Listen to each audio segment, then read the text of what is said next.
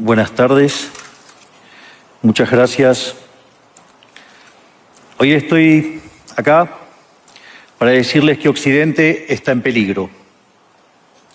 Está en peligro porque aquellos que supuestamente deben defender los valores de Occidente se encuentran cooptados por una visión del mundo que inexorablemente conduce al socialismo y, en consecuencia, a la pobreza. Lamentablemente, en las últimas décadas, motivados por algunos deseos bien pensantes de querer ayudar al prójimo y otros por el deseo de pertenecer a una casta privilegiada, los principales líderes del mundo occidental han abandonado el modelo de la libertad por distintas versiones de lo que llamamos colectivismo. Nosotros estamos acá para decirles que los experimentos colectivistas nunca son la solución a los problemas que aquejan a los ciudadanos del mundo, sino que por el contrario son su causa. Créanme, nadie mejor que nosotros los argentinos para dar testimonios de estas dos cuestiones. Cuando adoptamos el modelo de la libertad, allá por el año 1860, en 35 años nos convertimos en la primer potencia mundial, mientras que cuando abrazamos el colectivismo, a lo largo de los últimos 100 años, vimos cómo nuestros ciudadanos comenzaron a empobrecerse sistemáticamente hasta caer en el puesto número 140 del mundo. Pero antes de poder dar esta discusión, sería importante que primero viéramos los datos que sustentan por qué el capitalismo de libre empresa no solo es un sistema posible para terminar con la pobreza del mundo, sino que es el único sistema moralmente deseable para lograrlo. Si consideramos la historia del progreso económico, podemos ver cómo desde el año 0 hasta el año 1800 aproximadamente, el PBI per cápita del mundo prácticamente se mantuvo constante durante todo el periodo de referencia. Si uno mira un gráfico de la evolución del crecimiento económico a lo largo de la historia de la humanidad, uno estaría viendo un gráfico con la forma de un palo de hockey, una función exponencial que se mantuvo constante durante el 90% del tiempo y se dispara exponencialmente a partir del siglo XIX.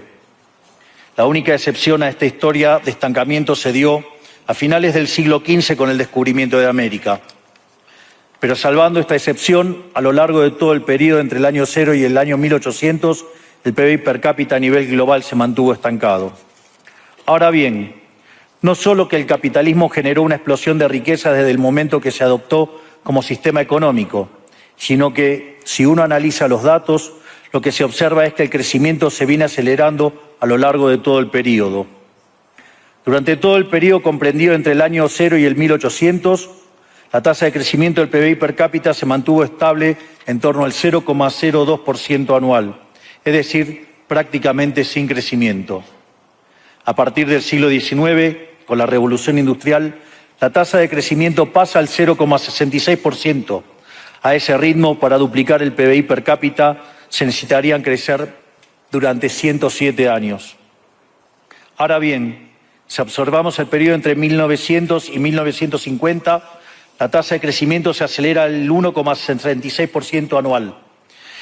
Ya no necesitamos 107 años para duplicar el PBI per cápita, sino 66. Y si tomamos el periodo comprendido entre 1950 y el año 2000, vemos que la tasa de crecimiento fue de 2,1% anual, lo que derivaría en que en solo 33 años podríamos duplicar el PBI per cápita del mundo. Esta tendencia, lejos de detenerse, se mantiene viva aún hoy. Si tomamos el periodo entre el año 2000 y el 2023, la tasa de crecimiento volvió a acelerar el 3% anual, lo que implica que podríamos duplicar nuestro PBI per cápita en el mundo en tan solo 23 años. Ahora bien, cuando se estudia el PBI per cápita desde el año 1800 al día de hoy, lo que se observa es que luego de la Revolución Industrial, el PBI per cápita mundial se multiplicó por más de 15 veces, generando una explosión de riqueza que sacó de la pobreza al 90% de la población mundial. No debemos olvidar nunca que para el año 1800, cerca del 95% de la población mundial vivía en la pobreza más extrema, mientras que ese número cayó al 5% para el año 2020, previo a la pandemia. La conclusión es obvia. Lejos de ser la causa de nuestros problemas, el capitalismo de libre empresa como sistema económico es la única herramienta que tenemos para terminar con el hambre, la pobreza y la indigencia a lo largo y a lo ancho de todo el planeta. La evidencia empírica es incuestionable. Por eso, como no cabe duda de que el capitalismo de libre mercado es superior en términos productivos, la doxa de izquierda ha atacado al capitalismo por sus cuestiones de moralidad, por ser, según ellos, dicen sus detractores, que es injusto. Dicen que el capitalismo es malo porque es individualista y que el colectivismo es bueno porque es altruista, con la ajena, y en consecuencia bregan por la justicia social. Pero este concepto que en el primer mundo se ha puesto de moda en la última época, en mi país es una constante del discurso político desde hace más de 80 años.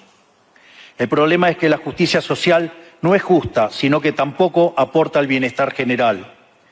Muy por el contrario, es una idea intrínsecamente injusta, porque es violenta. Es injusta porque el Estado se financia a través de impuestos, y los impuestos se cobran de manera coactiva. ¿O acaso alguno de nosotros puede decir que paga los impuestos de manera voluntaria? Lo cual significa que el Estado se financia a través de la coacción y que a mayor carga impositiva, mayor es la coacción, menor es la libertad. Quienes promueven la justicia social parten de la idea de que el conjunto de la economía es una torta que se puede repartir de una manera distinta. Pero esa torta no está dada. Es riqueza que se va generando en lo que, por ejemplo, Israel Kirzler llama un proceso de descubrimiento de mercado. Si el bien o servicio que ofrece una empresa no es deseado, esa empresa quiebra a menos que se adecúe a lo que el mercado le está demandando. Si genera un producto de buena calidad a un buen precio atractivo, le va a ir bien y va a producir más. De modo que el mercado es un proceso de descubrimiento en el cual el capitalista encuentra sobre la marcha el rumbo correcto. Pero si el Estado castiga al capitalista por tener éxito y lo bloquea en este proceso de descubrimiento, destruye sus incentivos y las consecuencias de ello es que va a producir menos y la torta será más chica, generando perjuicio para el conjunto de la sociedad. El colectivismo, al inhibir estos procesos de descubrimiento y al dificultar la apropiación de lo descubierto, ata al emprendedor de las manos y le imposibilita producir mejores bienes y ofrecer mejores servicios a un mejor precio. ¿Cómo puede ser entonces que desde la academia, los organismos internacionales, la política y la teoría económica se demonice un sistema económico que no solo ha sacado de la pobreza más extrema al 90% de la población mundial y lo hace cada vez más rápido, sino que además es justo y moralmente superior? Gracias al capitalismo de libre empresa, hoy el mundo se encuentra en su mejor momento. No hubo nunca en toda la historia de la humanidad un momento de mayor prosperidad que el que vivimos hoy. El mundo de hoy es más libre, más rico, más pacífico y más próspero que en cualquier otro momento de nuestra historia. Esto es cierto para todos, pero en particular para aquellos países que son libres, donde respetan la libertad económica y los derechos de propiedad de los individuos. Porque aquellos países que son libres son 12 veces más ricos que los reprimidos. El decil más bajo de la distribución de los países libres vive mejor que el 90% de la población de los países reprimidos. Tiene 25 veces menos cantidad de pobres en el formato estándar y 50 veces menos en el formato extremo. Y por si eso fuera poco, los ciudadanos de los países libres viven un 25% más que los ciudadanos de los países reprimidos. Ahora bien, para entender qué venimos a defender es importante definir de a qué hablamos nosotros cuando hablamos de libertarismo. Para definirlo, retomo las palabras del máximo prócer de las ideas de la libertad de Argentina, el profesor Alberto Venegas Lynch, dijo que dice: el libertarismo es el respeto irrestricto del proyecto de vida del prójimo, basado en el principio de no agresión y en defensa del derecho a la vida, a la libertad y a la propiedad, cuyas instituciones fundamentales son la propiedad privada, los mercados libres de intervención estatal, la libre competencia, la división del trabajo y la cooperación social, donde solo se puede ser exitoso sirviendo al prójimo con bienes de mejor calidad a un mejor precio. Dicho de otro modo, el capitalista, el empresario exitoso, es un benefactor social que, lejos de apropiarse de la riqueza ajena, contribuye al bienestar general. En definitiva, un empresario exitoso es un héroe. Este es el modelo que nosotros estamos proponiendo para la Argentina del futuro. Un modelo basado en los principios fundamentales del libertarismo: la defensa de la vida, de la libertad y de la propiedad. Ahora bien, Si el capitalismo de libre empresa y la libertad económica han sido herramientas extraordinarias para terminar con la pobreza en el mundo, y nos encontramos hoy en el mejor momento de la historia de la humanidad, vale la pena preguntarse, ¿por qué digo entonces que Occidente está en peligro? Digo que Occidente está en peligro justamente porque en aquellos países que deberíamos defender los valores del libre mercado, la propiedad privada y las demás instituciones del libertarismo, sectores del establishment político y económico, algunos por errores en su marco teórico y otros por ambición de poder, están socavando los fundamentos del libertarismo, abriéndole las puertas al socialismo y condenándonos potencialmente a la pobreza, a la miseria y el estancamiento. Porque nunca debe olvidarse que el socialismo es siempre y en todo lugar un fenómeno empobrecedor, que fracasó en todos los países que se intentó. Fue un fracaso en lo económico, fue un fracaso en lo social, fue un fracaso en lo cultural y además asesinó a más de 100 millones de seres humanos. El problema esencial de Occidente hoy es que no solo debemos enfrentarnos a quienes, aún luego de la caída del muro y la evidencia empírica abrumadora, siguen bregando por el socialismo empobrecedor, sino también a nuestros propios líderes, pensadores y académicos que, amparados en un marco teórico equivocado, socavan los fundamentos del sistema que nos ha dado la mayor expansión de riqueza y prosperidad de nuestra historia. El marco teórico al que me refiero es el de la teoría económica neoclásica, que diseña un instrumental que, sin quererlo, termina haciendo funcional la intromisión del Estado, el socialismo y la degradación de la sociedad. El problema de los neoclásicos es que, como el modelo del que se enamoraron no mapea contra la realidad, atribuyen el error al supuesto fallo del mercado, en vez de revisar las premisas de su modelo. Sobre pretexto de un supuesto fallo de mercado, se introducen regulaciones que lo único que generan es distorsiones en el sistema de precios que impiden el cálculo económico y, en consecuencia, el ahorro, la inversión y el crecimiento. Este problema radica esencialmente en que ni siquiera los economistas supuestamente libertarios comprenden qué es el mercado, ya que si se comprendiera, se vería rápidamente que es imposible que exista algo así como un fallo de mercado. El mercado no es una mera descripción gráfica de una curva de oferta y otra de demanda en un gráfico. El mercado es un mecanismo de cooperación social donde se intercambian voluntariamente derechos de propiedad. Por lo tanto, dada esta definición, hablar de fallo de mercado es un oxímoron. No existe el fallo de mercados. Si las transacciones son voluntarias, el único contexto en el que puede haber un fallo de mercado es si hay coacción. Y el único con la capacidad de coaccionar de manera generalizada es el Estado, que tiene el monopolio de la violencia. En consecuencia, si alguien considera que hay un fallo de mercado, les recomendaría que revisen si hay intervención estatal en el medio. Y si encuentran que no hay intervención estatal en el medio, les sugiero que hagan de nuevo el análisis porque definitivamente está mal. Los fallos de mercado no existen. Un ejemplo de los supuestos fallos de mercado que describen los neoclásicos son las estructuras concentradas de la economía. Sin embargo, sin funciones que presenten rendimientos crecientes a escala, cuya contrapartida son las estructuras concentradas de la economía, no podríamos explicar el crecimiento económico desde el año 1800 hasta hoy. Fíjense qué interesante. Desde el año 1800 en adelante, con la población multiplicándose más de 8 o 9 veces, el producto per cápita creció más de 15 veces. Es decir, existen rendimientos crecientes.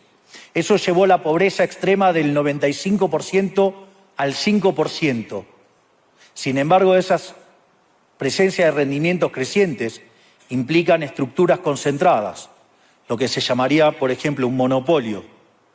¿Cómo puede ser que algo que haya generado tanto bienestar para la teoría neoclásica, eso es un fallo de mercado? Economistas neoclásicos, salgan de la caja. Cuando el modelo falla, no hay que enojarse con la realidad, hay que enojarse con el modelo y cambiarlo.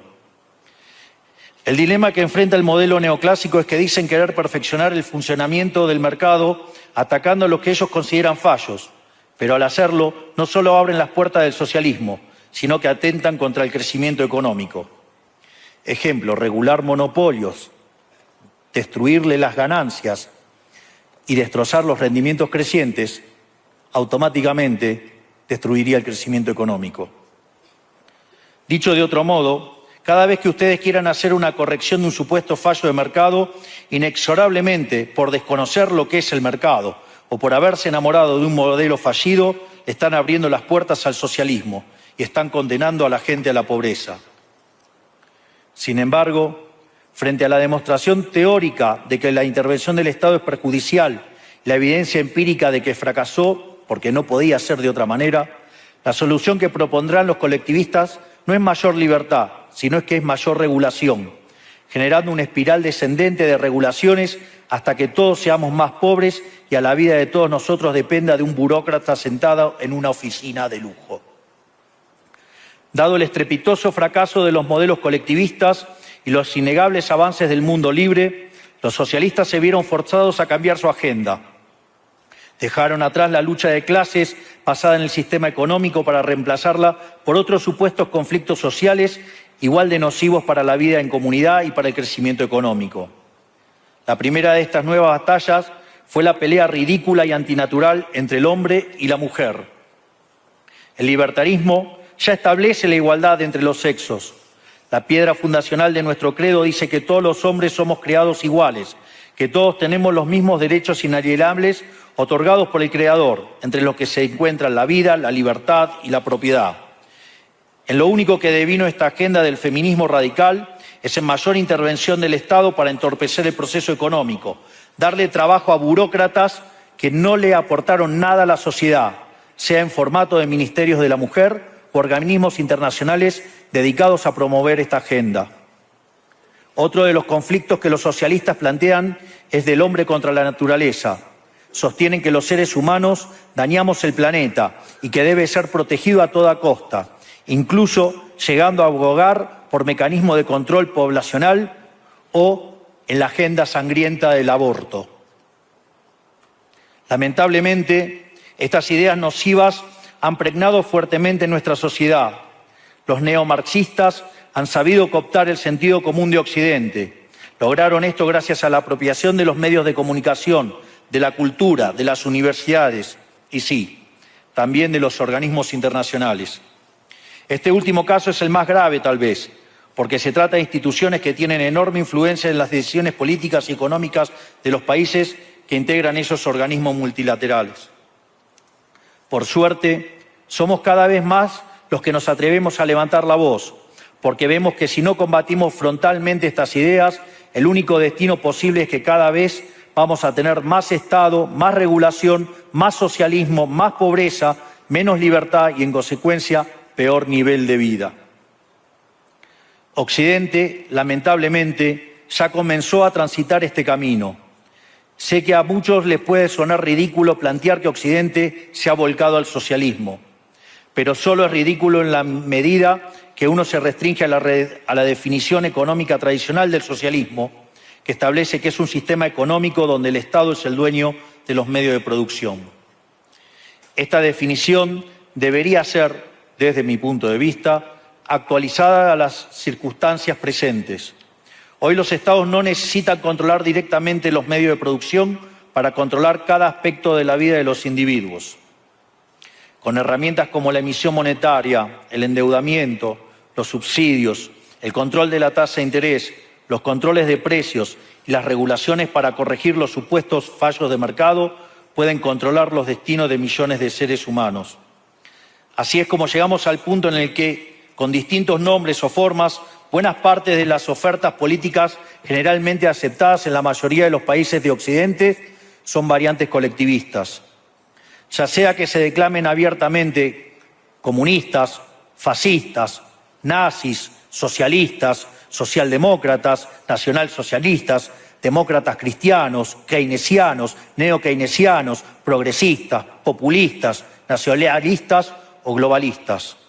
En el fondo, no hay diferencias sustantivas. Todos sostienen que el Estado debe dirigir todos los aspectos de la vida de los individuos.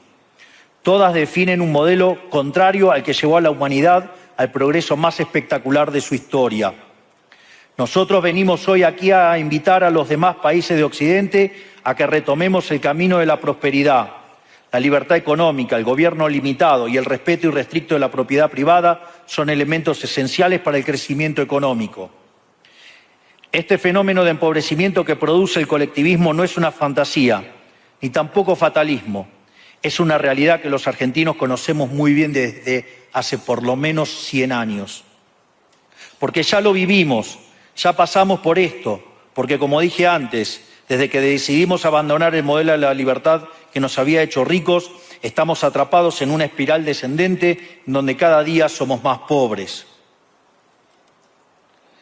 Esto es, ya lo vivimos nosotros y estamos acá para alertarlos acerca de lo que puede pasar si los países de Occidente, que se hicieron ricos con el modelo de la libertad, continúan por este camino de servidumbre. El caso argentino es la demostración empírica de que no importa cuán rico seas, cuántos recursos naturales tengas, no importa cuán capacitada esté la población, ni cuán educada sea, ni cuántos lingotes de oro haya en las arcas del Banco Central. Si se adoptan medidas que entorpecen el libre funcionamiento de los mercados, la libre competencia, los sistemas de precios libres, si se entorpece el comercio, si se atenta contra la propiedad privada, el único destino posible es la pobreza. Por lo tanto, para finalizar, quiero darles un mensaje a todos los empresarios aquí presentes y a los que no están, pero nos están siguiendo desde todas partes del planeta. No se dejen amedrentar ni por la casta política ni por los parásitos que viven del Estado. No se entreguen a una clase política que lo único que quiere es perpetuarse en el poder y mantener sus privilegios. Ustedes son benefactores sociales, ustedes son héroes, ustedes son los creadores del periodo de prosperidad más extraordinario que jamás hayamos vivido. Que nadie les diga que su ambición es inmoral. Si ustedes ganan dinero es porque ofrecen un mejor producto a un mejor precio, contribuyendo de esa manera al bienestar general. No cedan al avance del Estado. El Estado no es la solución. El Estado es el problema mismo. Ustedes son los verdaderos protagonistas de esta historia y sepan que a partir de hoy cuentan con Argentina como un aliado incondicional. Muchísimas gracias y ¡viva la libertad, carajo!